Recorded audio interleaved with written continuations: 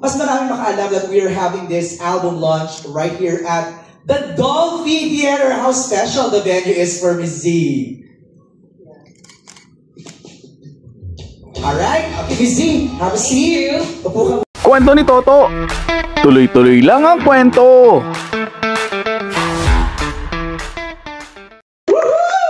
Miss Z, bati ka muna please. Hi, magandang hapon sa inyong lahat. Thank you very much for being here this afternoon. Hi, MJ! Hello! Before we start our Q&A and press conference. Saan ka lang ba talaga? Dito ako pala. Katabihan kita dyan. Pero post mo na for photos, please. Para lang meron lang ma-real time ma-upload yung ating mga invited press friends. Ayan. Okay, camera ka, Nerdio. Diba? Ayan. Post mo na si Ms. Z. Please feel free to post on your social media accounts para mas maraming makaalam that we are having this album launch right here at the Dolphy Theater. How special the venue is for Ms. Z. Alright, okay, Ms. Z, have a seat. Upo ka muna. Bago natin simulan ng kwentuhan, let's acknowledge lang a few of our friends who are here. Jonathan Manalo from Star Music is here together with Rock Santos is also here. Thank you so much. Marami itukwento si Ms. Z sa atin. Pero yung kinanta mo kanina, the title is Kabiyak. Kabiyak. You know when you found the one. Yun na yun. Pero for some unfortunate pangyayari, diba? Nakahiwalay kayo. But you know that he or she is the one meant for you. Right. Madalas yan, nakakahiwalay kayo because of work. Somebody has to go abroad. Right. Pero kasimple eh. Oo. It's, palagi sinasabi, yung mga may LDR, may ka-LDR dyan. Marami-rami din yan. Kasi iniisip natin, nowadays, it's not very hard. So we think, because you know, there's technology. I remember when my dad was one of the few OFWs. Nag-OFW rin siya. Kasi most of the fights were in Las Vegas. Right. Sabi ko talaga kami marinig ang boses niya because one phone call, para ma-afford mo, kaya ito yung ginagawa namin. Alam mo ba, may trick kami sa cassette. Nangangamusta kami doon. Oh. Tapos I remember my brother was like so mad kasi he was mad at me. Kasi pinakanta ko ng nanay ko, ang haba, naubos ko na yung oras ng cassette. Sabi niya, saan ba ako babati dito? Tawa. So you know, para-paraan kumbaga. Tapos when you miss somebody, I still like that, yung letter writing. Remember kami ni Karel, gusto namin yan. We write postcards to each other. Wow. Yeah. And so it's become a family tradition. Right. My mother loves it because lahat sila, isa-isa binibili ko ng postcard kung nasan ako at sinusulatan ko sila. Madalas nga, I know. nandito na ako sa Pilipinas, kaya wala natanggap. Pero alam na nila yun. It's been my thing, and then Kay has been doing it, and my other daughters has been doing it. Mongga.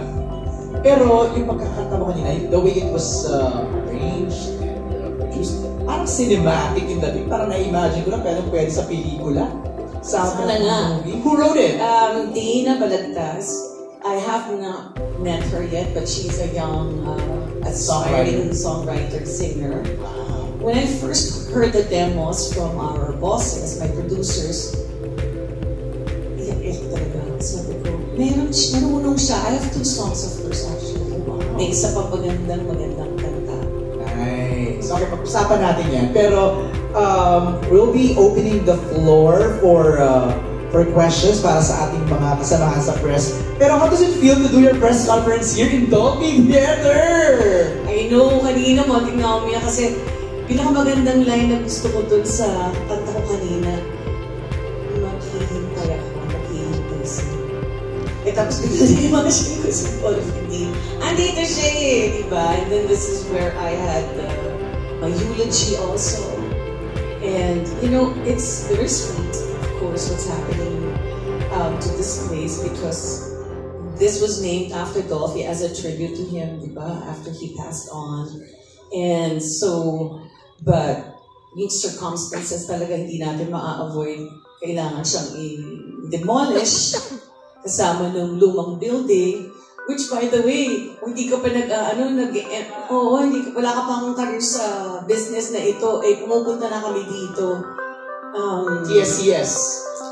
Yes, Commercial. before that pa, Channel 4 pa siya. Oo, na-sequester. Kaya nga meron akong history nung nagsulat ako dun sa, about the tower and missing it. Of course, it's symbolic, everything's just symbolic. But times are changing and sometimes there are, circumstances that we can't avoid. So, I don't have bitterness in my heart because ako palaging ganun eh. I just have learned to keep accepting. And I think that's the way to survive in this world. Yes. Pero di pa tayo sure, baka mamaya hindi na kayo i-demolish, di ba? Baka mamaya i-preserve naman to. Pero gaya na nabanggit ko kanina, you have an upcoming concert before we delve deep into your album. Yes, May 17 at the Samsung Performing Arts Theater. Now, it's been a while. It's been 6 years since I had a concert. Kasi I was supposed to celebrate my 40th.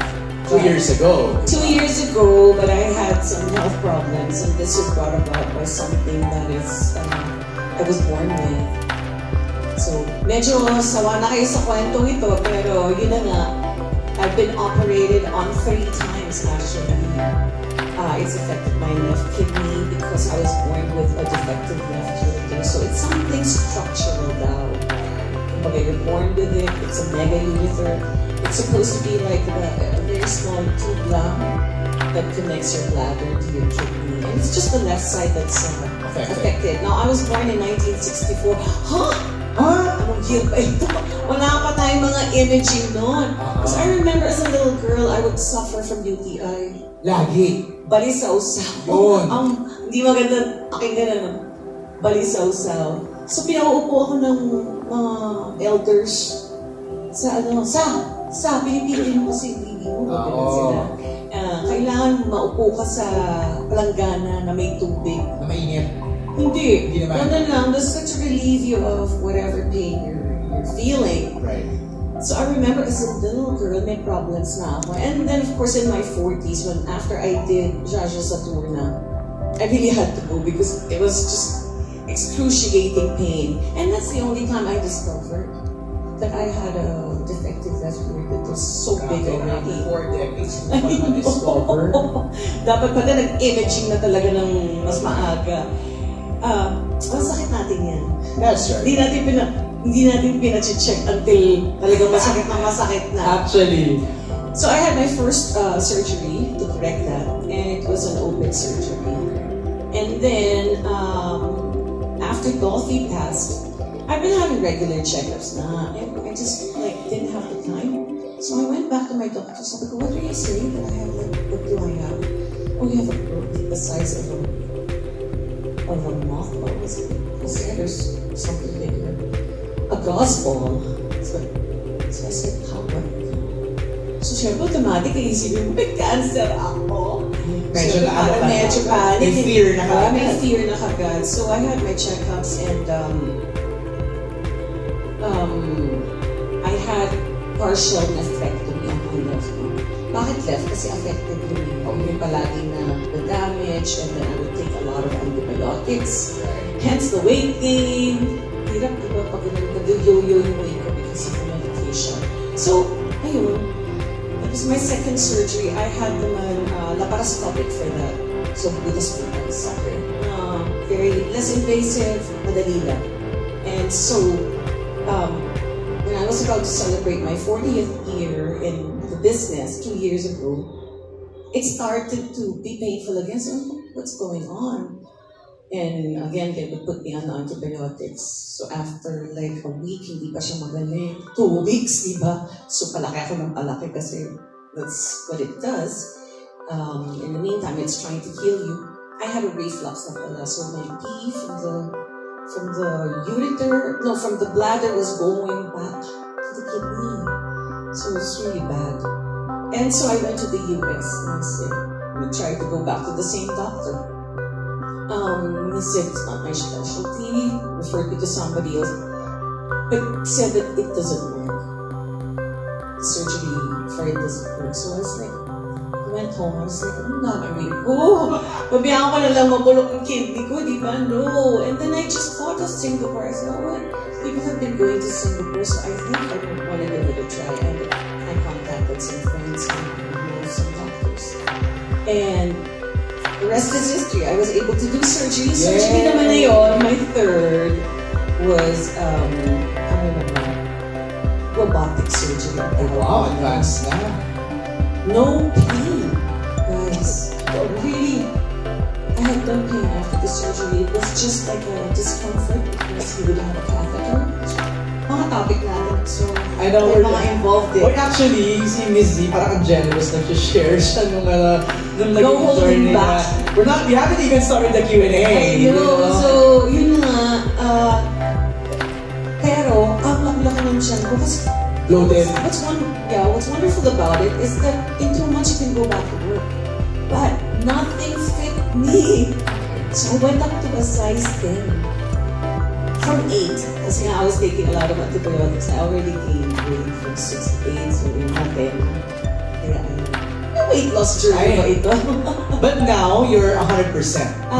Yes. You know, the last time I went to Singapore and she just did this, she scanned my left side and just said, okay, you're good. There's no reflux. Wow. And I'll see you in next year for just a follow-up, for just a, yeah. Well, a round of applause for Miss Z for that A round of applause for you. So kahit na-delay ng 2 years, here we are for the Through the Years concert happening on May 17. At kasabay niyan, para mas masaya yung mga songs na kakantahin doon, apart from the classics, ay may mga bagong kantang kakantahin si Miss Z.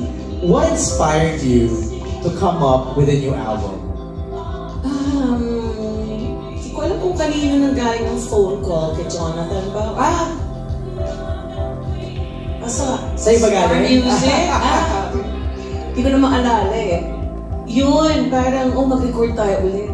Siyempre inspired. Pasensya na. I have asthma. And thank you for the beautiful flowers. Wow, Ay, hindi naman pala. Tunay ba to? It's tunay. Ayun na nga.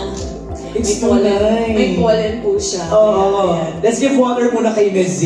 And, ayun na nga, nanggaling... Iwan na lang ito mga paraparnalya ko, alam na. Oo. Yeah, iwan lang tubig. Iiwan mo na yung water sa tabi ni Miss Z. Okay. While Miss Z is taking a quick break, ito yung pinaka-exciting na part before we proceed with the Q&A. We're gonna do an album preview. Oh, how nice! Oo, magkakaroon tayo ng album sampler preview. So we're gonna be playing a few of the cuts sa iyong album. Parang tayo vibe.